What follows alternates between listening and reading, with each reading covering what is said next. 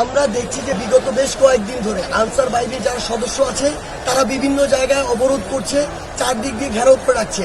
আজকে তারা পুরো সচিবালয় সেই সকাল থেকে শুরু করে আমরা রাত 10টা পর্যন্ত অপেক্ষা করেছি, তারা পুরো ঘেরাও করে রেখেছে। আমরা 16 বছরের ফ্যাসিস্ট সরকার অবসান ঘটিয়েছি, একদিনের জন্য এই সচিবালয় ঘেরাও করিনি। কারণ পুরো রাষ্ট্র কাঠামো সচিবালয় থেকে পরিচালিত হয়। আমি যদি এই রাষ্ট্র কাঠামোর গলা চেপে ধরি তাহলে রাষ্ট্র চলবে কিভাবে, আমার ডিসিশনগুলো মেক হবে কিভাবে, আমার পলিসিগুলো বাস্তবায়ন হবে কিভাবে, এইগুলো চিন্তা না করে তারা সেই সকাল থেকে শুরু করে রাত 10টা পর্যন্ত চারপাশে এটি অবরোধ করে রেখেছি। আমরা এসেছি তাদের হয়ে কথা বলতে, আমরা তাদের একাধিক দলকে নিয়ে এসেছি, একবার 7 জনের দলকে নিয়ে এসেছি, একবার 17 জনের দলকে নিয়ে এসেছি, তারা আমাদের সাথেই ছিল। কিন্তু তাদেরকে যখন আমরা বলেছি তাদের অধিকাংশ দাবি মেনে নিয়েছি এবং বলেছি যে এই অভ্যুত্থানের এখনো 20 দিন হয়নি, আপনারা যদি আপনাদের এই দাবিগুলো জানান সমস্যা নেই, এই দাবিগুলো রাষ্ট্রের অবস্থা স্থিতিশীল হওয়ার পরে জানান, অবশ্যই দাবি নিয়ে কথা হবে। আপনাদের দাবিগুলো যৌক্তিক যদি হয় আমরা সেগুলো অবশ্যই মেনে নেওয়ার জন্য যা করার আমরা আমাদের পক্ষ থেকে করব। কিন্তু তারা আজকে সকালে এখানে ঘেরাও করেছে, আজকে তাদের সকল দাবি মানতে হবে, হোক যৌক্তিক হোক অযৌক্তিক।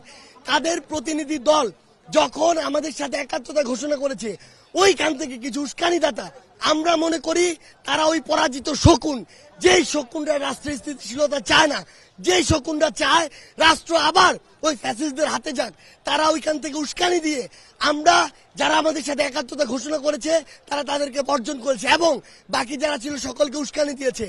আমাদের কাছে মনে হয়েছে এটি একটি বৃহৎ পরিকল্পনার অংশ। তারা এক এক সময় এক একবার বিভিন্ন পরিকল্পনা করেছে, ছাত্র জনতা প্রত্যেকবার রুখে দিয়েছে। আজকে তারা এখানে মাননীয় প্রধান উপদেষ্টা থেকে শুরু করে মাননীয় যত উপদেষ্টা ছিল কিংবা এই সচিবালয়ের পুরো রাষ্ট্র কাঠামোর আমলাতন্ত্রের যতজন কর্মকর্তা কর্মচারী ছিল সবাইকে আটকে রেখেছে।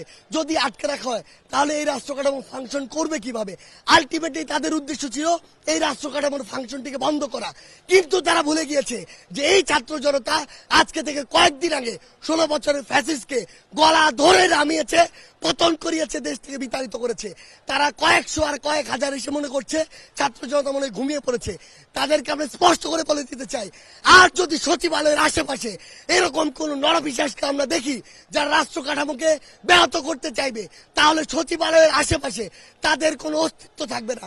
আমরা স্পষ্ট করে বলে দিতে চাই, আপনাদের যদি কোন দাবি থাকে রাষ্ট্র আগে স্থিতিশীল অবস্থা আসুক, আপনাদের যৌক্তিক দাবি নিয়ে যে লজিক্যাল ওয়েগুলো রয়েছে সেই ওয়েতে আপনারা অ্যাপ্রোচ করুন।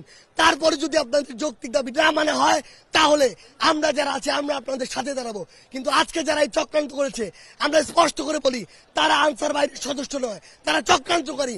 তাদের বিচারের জন্য যা করা দরকার আমরা তাই করব।